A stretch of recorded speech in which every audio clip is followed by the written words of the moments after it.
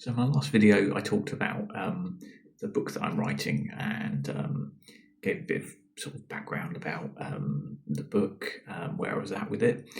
Since I did the last video, I've made a little bit of progress, not as much as I hoped, but I did write the bulk of the final sort of scene at the end of the main story arc, as it were, and that went reasonably well.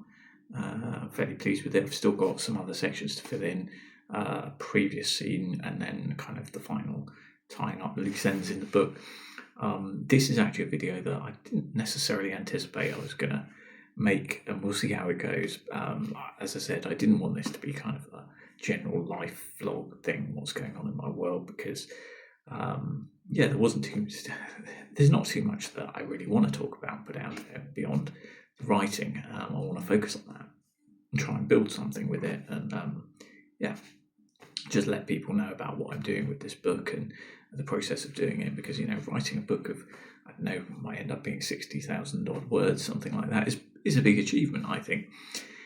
However, in tandem with that, I've had a few things going on, like health-wise lately, that I wanted to discuss, kind of, I don't know, vent about maybe, and just talk about, because it's been something that's been affecting me for, well, quite a long time, but more recently I've decided to kind of take it a bit more seriously. So I've been having a lot of digestive issues, basically, and I won't beat around the bush. The symptoms are generally loose stool, frequently needing to rush to the toilet, and bloating, abdominal sort of cramping and pain occasionally, sometimes when it's really bad. But also a degree of tiredness as well, like unexpected tiredness and fatigue. And by fatigue, I kind of mean like when carrying out physical exertion. So I've been struggling a bit with a lot of like just day-to-day things, like we've been decorating this room, stripping the wallpaper, as you can see, and like I can do a bit of that work, but I seem to be getting more tired than I usually would, I think. Obviously trouble is you start googling symptoms and you kind of think you've got all sorts of illnesses. The most likely cause of all this is a thing called celiac disease, which is basically kind of runs quite strongly in my family, which is an issue where your body attacks the lining of your gut when you eat gluten. So it's the damage that it does is reversible if you go on a gluten-free diet, which is no small undertaking, but it's very much possible.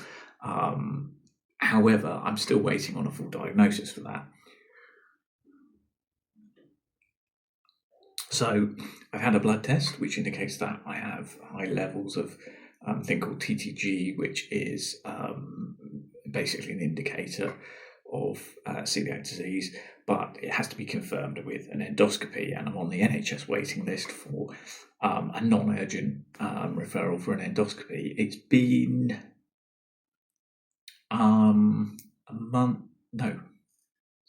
2 months since I was referred. We're now in April, and I first saw the doctor about it in January. So it's taking a little while. It could take a lot longer from what I gather, but hopefully it won't. The thing is, when you're waiting on this, you have to eat a diet that regularly contains gluten. So you can't just come off gluten if you think, oh yeah, finally, I've got this blood test result. No, if you want to get a proper diagnosis via an endoscopy, you must continue to eat gluten. I think my symptoms have got a bit worse since I've been trying to, consciously continue to eat gluten, pretty much every day. But I'm not sure. I mean, it could be something completely different. It could be some form of IBS. It could be IBD, of which that's kind of like a catch-all for some potentially quite serious conditions. There could be all kinds of things. The one thing that's really kind of annoying me I mean, yes, the abdominal pain and sort of cramping is an issue, and it comes and goes. The needing to go to the toilet comes and goes, and it obviously is an issue. It's how these things affect your day-to-day life. But the biggest thing for me is the fatigue, actually. Now, normally we'd see that would be associated with um, a deficiency, basically the fact that you're not absorbing certain things, certain nutrients, you might be anemic, that kind of thing. My bloods came back, all well within the normal kind of range, for everything other than the TTG, which was the indicator of celiac disease. So I don't know where that comes from. It may be sort of, a minor deficiency or deficiency of something that's not in the blood test, of course. It's hard to know where that bit comes from. And I think I have been getting more generally like kind of a bit of, I guess you'd say brain fog type of thing, but I think that's kind of the fatigue really. It's like, just kind of feeling tired and not being able to face things. It certainly gets a lot worse when I do a lot of physical exertion, so fortunately I don't need to do a lot of that for my day job, but it has made doing more stuff difficult, and even just thinking about like planning things, meeting up with people and doing stuff that maybe I ordinarily do. It's just an added kind of it's an added consideration from the practical point of view, but it's more the kind of like just not really being able to face it. Like, if you've just been, and I don't know how much worse that's got, that kind of thing, lack of like, I don't know, physical and mental stamina. It's hard to gauge that really. It's not like I'm,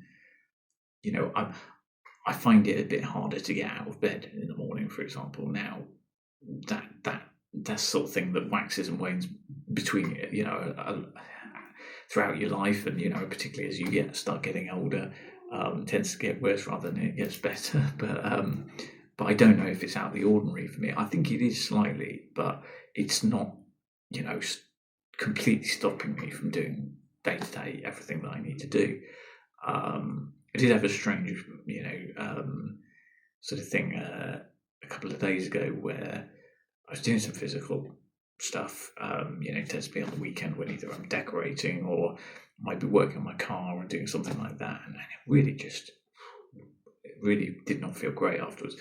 I think maybe that was just a bug, that maybe I picked up some kind of bug, and it's just I was a little bit under the weather. But yeah, that the fact that maybe that is related, plays on my mind, and obviously it all plays into this health anxiety stuff, right? If you're waiting for a diagnosis, for something, the longer you wait, the worse that kind of anxiety sort of is. So yeah, I mean, fortunately, I'm not too much of a hypochondriac, but you do look at all these issues and you think, God, like could be this, could be that. And, you really just want that result, that information straight away, so you can either move on to what the potential next thing is, or in my case, if it does happen to be celiac disease, well, great, okay, cut out that gluten, and that will hopefully make a huge difference to everything. But yeah, inevitably, what this has meant is I have good days and bad days with it, and at the moment, and it does impact how much I can get done in terms of like the writing and everything else in life, my day job, etc. I'm managing to just about keep things going with everything, including the writing, but there's some things that I'm just going to have to think, sometimes you just got to let go a bit and give yourself a bit of a break. But yeah, the book isn't one of them that I'm I kind of want to prioritize that and get it done. And then, I'm in a stage where I can maybe take a breather, look at editing and steps forward for it. So, because I'm so close to finishing it now. One of the things that I think is worth talking about when it comes to writing, that might bring this back to kind of what I want to talk about in these videos, is how it is mentally tiring. Writing a book, doing creating a novel, creating this world and sort of kind of putting yourself inside it, kind of trying to pull out like the stories of the characters and what they're feeling and all this kind of thing, and kind of being invested in it mentally and kind of emotionally, I guess, really as well. Like you're trying to essentially empathize with these fictional characters that you've created, and you put them through all these things you put them through in a book, and you kind of, I suppose, emotionally kind of put yourself through that as well, and it all contributes to like the mental kind of what do you call it? Burden's not the right word, but the kind of sort of it takes something from you as well as gives something back. Like anything in life, it uses a certain kind of energy to do it. And I think anybody that's written something as big as a novel, where you're talking about multiple tens of thousands of words, if not potentially hundreds of thousands, does definitely have an impact, right? And it's I think that's an interesting point to kind of finish on, is that that plays into some of the sort of symptoms that I've been having, the tiredness and stuff. So it's not something that you can just necessarily, though it's a very low physically active task, it's not something that you necessarily feel like you can tackle all the time, particularly if you've had a busy day, So that's something that I've been learning about throughout writing this book and trying to find ways to manage.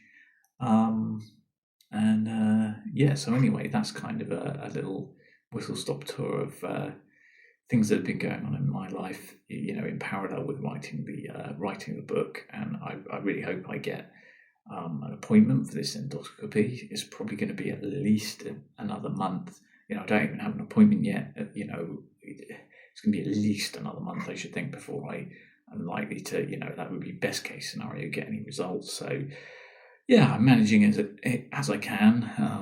Lots of mint tea and things like that. Trying to kind of do what I can, but I don't want this to be like a whole thing about how health, and if it happens to be celiac disease or IBS or whatever. But inevitably, that's something that's going on with me, and it kind of just something I thought I'd talk about for a while. So I think that concludes this video. I hope I get back on the writing and sort of be able to tell you a bit more about what's going on with the book. It could be a while, hopefully I'll maybe do an update when I've actually finished, feel like I've got a kind of a proper first draft end to end complete, and sort of basic editing done before I sort of perhaps look at some more heavyweight kind of potentially even cutting scenes out or putting new scenes in and moving things around, and really kind of getting into that whole process, because that's something that on this scale I've never edited my own writing to that degree.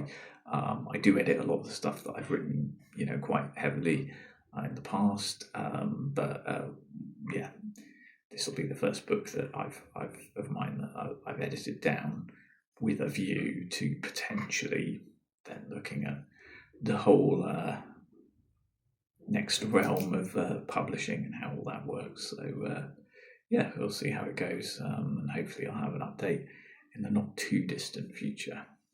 Thanks for watching.